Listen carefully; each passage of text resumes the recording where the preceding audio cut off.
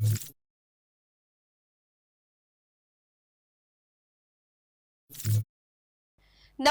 હું છું પ્રિયા અને તમે જોઈ રહ્યા છો જનતા કી જાણકારી ન્યૂઝ।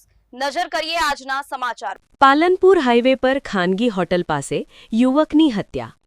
ખાનગી હોટલના પાર્લર નજીક બે યુવકો પર જીવલેણ હુમલો કરી દેતા એકની હત્યા, એક ગંભીર। ગત રાત્રે અચાનક 10થી વધુ લોકો ઘસી આવ્યા અને બંને યુવક પર હથિયાર વડે હુમલો કરી અને ગંભીર ઈજાઓ પહોંચાડી હતી। હુમલો કરી થોડીક જ વારમાં હુમલાખોરો નાસી છૂટ્યા। મૃતકના મૃતદેહને પીએમ અર્થે પાલનપુર સિવિલમાં રખાયો, જ્યારે ગંભીર યુવક લઈ રહ્યો છે ખાનગી હોસ્પિટલમાં સારવાર। એલસીબી, એસઓજી અને પાલનપુર પશ્ચિમ પોલીસની ટીમો આરોપીઓને પકડવાના કામે લાગી। પૈસાની લેતી દેતીમાં યુવકની હત્યા થઈ હોવાનું સામે આવ્યું।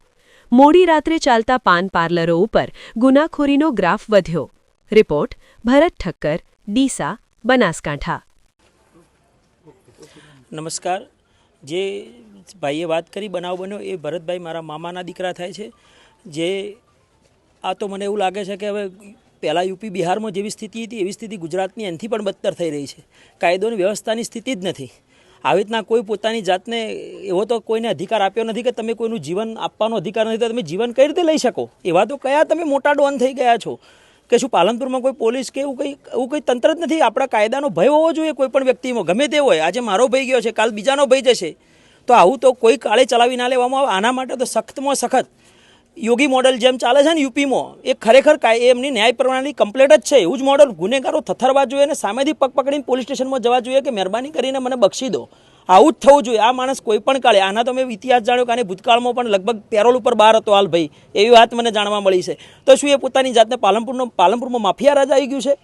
અને જ્યાં સુધી એ ગુનેગારની ધરપકડ નહીં કરવામાં આવે ત્યાં સુધી લાશ, હું સિવિલમાંથી લાશ અમે ઘેર લઈ જવાના નથી। આ એક મારી સ્પષ્ટ વિનંતી ગણો, ધમકી ગણો, જે ગણવું એ ગણો। હું અહીંયા ઉપવાસ ઉપર બેસવાનો છું જ્યાં સુધી એને અહીંયા હાજર કરો। પાલનપુરમાં કોઈ પણ જગ્યાએ ગુનેગાર પોલીસ ધારક ગમે તે કરી શકે, એને હાજર કરો, બાકી લાશ અહીંથી લેવામાં નહીં આવે, નહીં જ આવે। આ એક મારું સત્ય, એક ફેક્ટ વસ્તુ છે અને બધા જ અહીંયા યુવાનોનું એક જ મત છે, એને અહીંયા હાજર કરો, ગમે તે થાય એને પોલીસ સ્ટેશનમાં પકડીને તમે હાજર કરો। એ હાજર થશે, સ્પેશિયલ સીટની રચના કરવામાં આવે અને ફાસ્ટ ટ્રેક કોર્ટમાં કેસ ચલાવો તમે। આ એક 30-32 વર્ષનો યુવાન, એની ઘેર નાની 7 મહિનાની છોકરી છે। તમારે વિચારો ને તમારું કાળજું કંપી જાય, તો તમારા પેટનું પાણી હલવું જોઈએ। એને ખબર પડવી જોઈએ કે ગુનો કર્યો, એના લીધે બીજા 10 ગુનેગારોને ખબર પડવી જોઈએ। એવી કડકમાં કડક સજા। ગઈકાલે સાંજે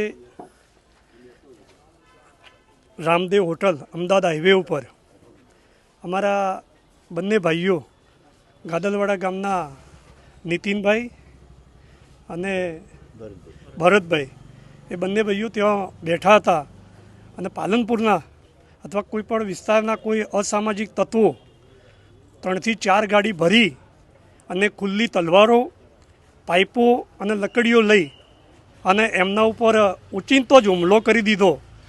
એમાંથી એમને તાત્કાલિક પછી એ લોકો ત્યાંથી ભાગી નીકળ્યા અને બંને ભાઈઓને હોસ્પિટલમાં લઈ જવામાં આવ્યા। તે અમારા એક ભાઈ ભરતભાઈનું રાત્રે અવસાન થયું છે। આ એક ખૂબ ગંભીર બાબત છે અને સમગ્ર ચૌધરી સમાજ અને બધા જ સમાજના ભાઈઓ આના ઘટનાને એકદમ વખોડી કાઢે છે। અને આજે આપ જોઈ શકો છો, બધા જ અમારા યુવાન ભાઈઓ અહીંયા આવી ગયા છે સિવિલ હોસ્પિટલમાં। તો અમે કોઈ પણ ભોગે આ ઘટના જેમના દ્વારા કરવામાં આવી છે એમને છોડવામાં આવશે નહીં, બક્ષવામાં આવશે નહીં।